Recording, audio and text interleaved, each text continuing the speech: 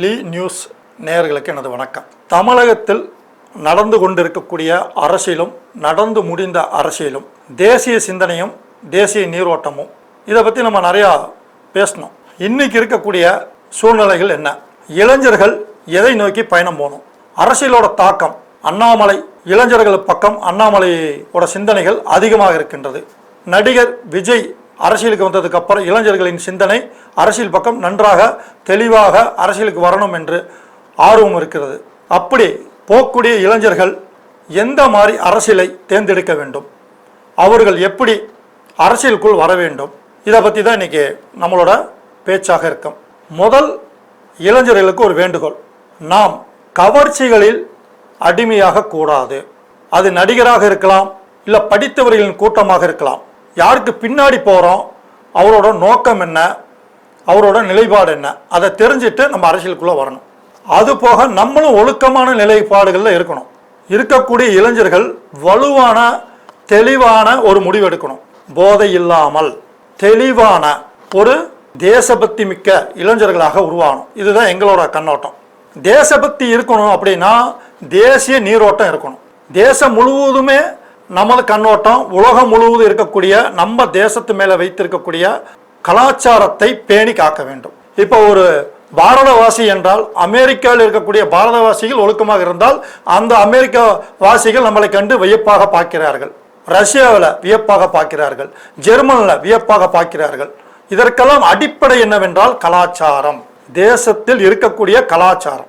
அது கிறிஸ்தவர்களாக இருந்தாலும் சரி, முஸ்லீமாக இருந்தாலும் சரி, இந்துவாக இருந்தாலும் சரி, இந்த பாரதத்தில் பிறந்தவர்களுக்கு ஒரு கலாச்சாரம் இருக்கின்றது. அந்த கலாச்சார அடிப்படையில் தான் இந்த தேசிய நீரோட்டம் இருக்கிறது. அப்போ தேசிய அரசியலை நாம் முன்வைக்கின்றோம். அடுத்தது மொழி. தாய்மொழி என்பது மிக மிக சக்தி வாய்ந்தது.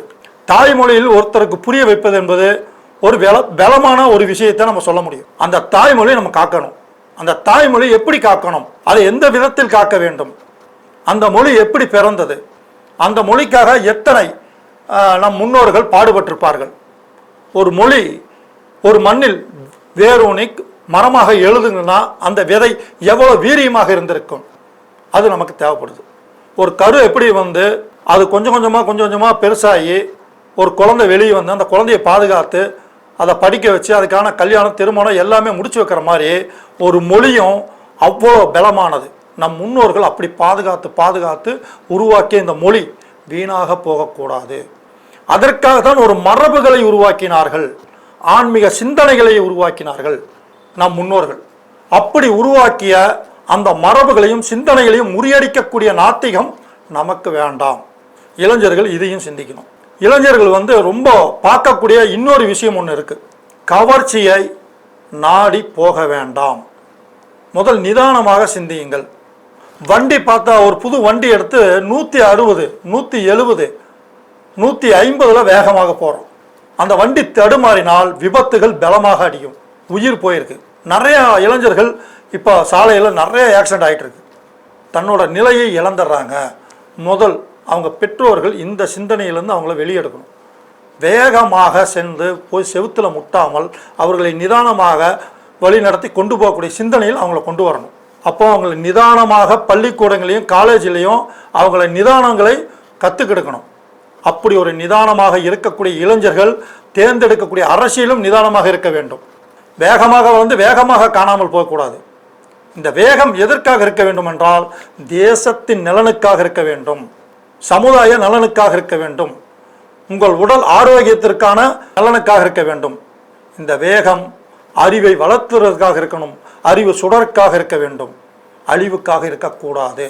அதனால் எதை பேசுகிறோம், எதைய பண்ணுறோம், என்ன செய்ய போகிறோம், இதெல்லாம் ஒரு திட்டங்களை அமையுங்கள். ஒரு திட்டம் போட்டு வாழ்க்கையை வழிநடத்துங்கள். ஒரு குறிக்கோளை வைத்து கொள்ளுங்கள். அந்த குறிக்கோளுக்காக வேகமாக செல்லுங்கள். அந்த குறிக்கோள் அடைய வேண்டும் என்ற ஒரு வைராகத்தை உருவாக்குங்கள்.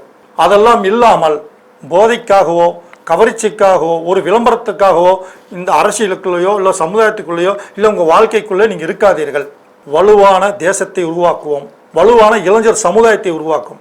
சுவாமி விவேகானந்தர் 100 இளைஞர்களை கொடுங்கள், இந்த பாரத தாய் உலகின் குருவாக நான் மாற்றி காட்டுகிறேன் என்று சொன்னார். இன்னைக்கு ஆயிரக்கணக்கான லட்சக்கணக்கான கோடிக்கணக்கான இளைஞர்கள் இருக்கிறோம். ஆனால் ஒரு சுவாமி விவேகானந்தர் போன்ற விவேகம் படைத்த தலைவர்கள் இல்லை. அப்படி இருக்கக்கூடிய தலைவர்களை நாம் தேர்ந்தெடுப்போம். நரேந்திர மோடி போன்ற, வாஜ்பாய் போன்ற தலைவர்களை தேர்ந்தெடுப்போம். அவர்களை சிந்திப்போம். அப்துல் கலாமை போன்ற தலைவர்களை தேர்ந்தெடுப்போம். அவர்கள் என்ன சொல்லி வச்சுட்டு போயிருக்காங்கிறத பார்ப்போம். படிக்கும் போதே தேசபக்தியுடன் படிங்க. படிக்கும் போதே ஒழுக்கத்துடன் இருங்க. படிக்கும் போதே ஒரு ஸ்பிட்டோட படிங்க. என் நாடு முன்னேறணும், என் தேசம் முன்னேறணும், என் மொழி முன்னேறணும், நான் முன்னேறணும் அப்படிங்கிற வைராகியத்துடன் படிங்க. இன்னைக்கு இருக்கக்கூடிய எல்லா கலாச்சாரமும் செய்து கெட்டு கொண்டிருக்கிறது. மீடியாவில் பார்த்தா கலாச்சாரம் கெட்டிருக்கு, படத்தில் பார்த்தா கலாச்சாரம் கெட்டிருக்கு, எங்கே பார்த்தாலும் சரி ரொம்ப கேவலமான ஒரு கலாச்சாரம் உருவாகி கொண்டிருக்கிறது. மேலை நாட்டு கலாச்சாரம் நமக்கு திணிக்கப்படுகிறது.